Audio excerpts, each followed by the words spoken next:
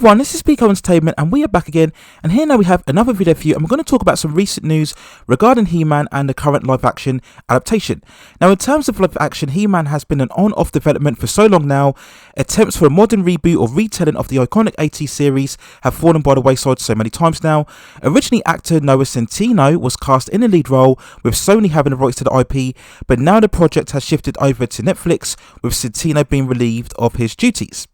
Now the synopsis of this project we would assume would follow the source material of Prince Adam learning he has the power and going on to become He-Man in order to save Eternia from the likes of Skeletor.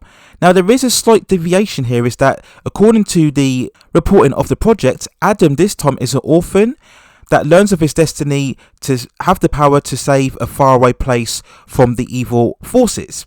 Now of course in the original iteration, Adam was already the natural son of Randall and Queen Melina. It was actually Queen Melina who came from planet Earth, crash landed into Eternia, fell in love with Randall, and then became the Queen of Eternia, and that's when they gave birth to Adam. Now normally we would give this a bit more leeway because it's still in the early stages of this announcement, but given all of the recent outrage and controversy, in inverted commas in many ways, surrounding the Kevin Smith animated reboot of the character, it does raise a bit of concern why that would deviate so much in terms of the original story. Why does Adam have to be an orphan? It raises certain concerns by some people. Will this be, to an extent, somewhat of an Earth-based story where Adam is situated on planet Earth? Maybe he's lost his memory. Maybe he was sent to planet Earth in order to escape the clutches of Skeletor. Very much in the same Superman narrative. And over the course of the story, there's a big event that happens in Eternia, and then they need to reclaim Adam to come back and reclaim his destiny as He-Man and the future protector of Grayskull. So very much also similar as what we saw with Aquaman, if you remember, where we had Arthur Curry situated on Earth, learning of his overall heritage to Atlantis, and then going off to save Atlantis from the Ocean Master.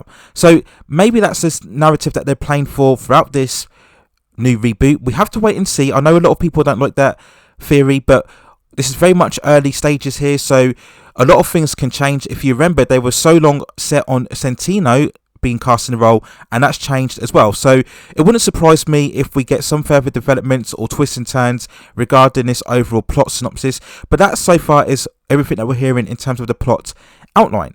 Now, to put it simply, I'm more disappointed in the fact that this project won't be purely a cinematic release. Now, yes, there have been many examples where Netflix have produced movies and then they've run simultaneously on both cinemas and streaming. That's normally only for about a week or so before the project eventually goes back to the streaming platform. And yes, Netflix do have high budgets for certain shows and movies, but they still don't have the same cinematic look as what we would expect from a theatrical release.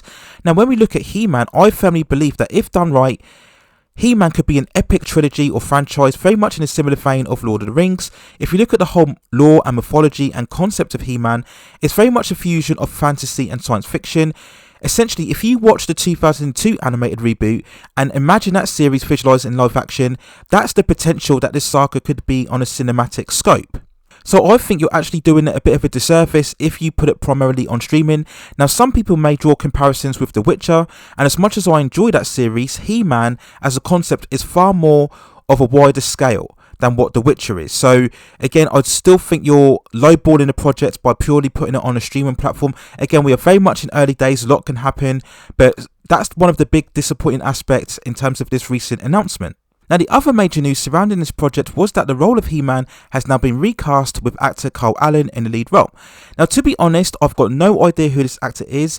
He did recently star in Steven Spielberg's remake of the musical West Side Story from 2021. He's also been involved in American Horror Story series from 2018 and also the Hulu drama series called The Path. But despite all of that, I haven't watched any of these projects, so I can't really gauge on how good or bad of an actor he is. So if anybody has indeed seen Carl Allen in any other performances, then let me know in the comments on the quality in terms of his overall performance. Now, doing some research, the actor is 27 years old, so I suppose in one sense that's the right age if you do want to have this actor play this role for multiple movies. Overall, he's around 5'8", but you can have much camera trickery to make him appear far taller if necessary.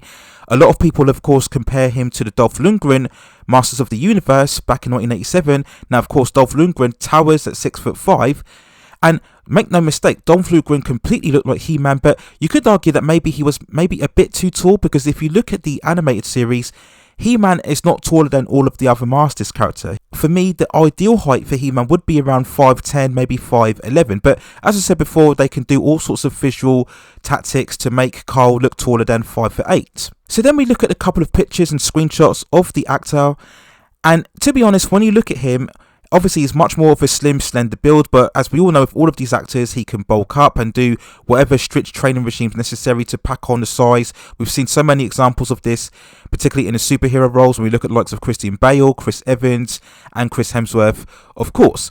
But the real question is, will he just play Prince Adam, and will they get another actor to do He-Man? Will they do some sort of CGI trickery, or will they try and make him bulk up as much as possible in order to play He-Man? But right now, when looking at the early pictures of him, he can play Prince Adam no problem, but whether he can play He-Man or not, we have to consider the fact that he will bulk up and do whatever training regimes necessary in order to play the character.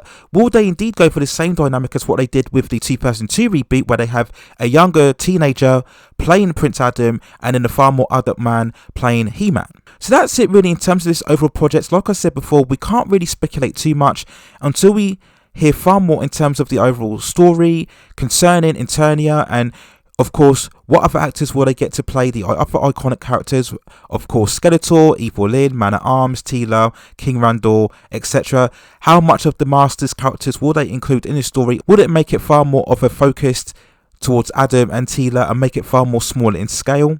And how much of a budget will they put behind this project? As I just mentioned before, it really has to be a truly cinematic scale in order to do the franchise true justice. Will this project be far more agreeable with fans as opposed to the Kevin Smith animated series? We all know the narrative surrounding that, and you can check out my coverage of the channel, and I will leave some links within the description of this video. But at best, that version proved to be very divisive amongst fans, and I'm probably giving it a bit of kindness there.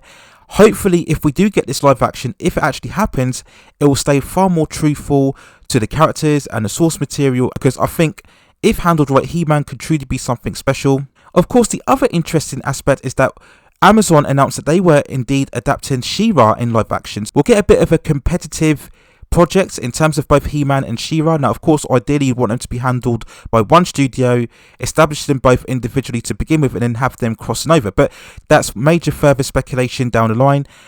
But to focus back on what we know so far, in terms of the project, I wish it was done on a cinematic basis, and I think Carl Allen right now, when looking at his current form, he could easily play Prince Adam, but I'm not sure about He-Man. He's definitely going to have to get in the gym and start doing a lot of lifting weights, that's for sure. But those are my overall thoughts and feelings on the recent announcement concerning He-Man in terms of the live action and the casting of Carl Allen in the lead role. Let me know what you think in the comments below.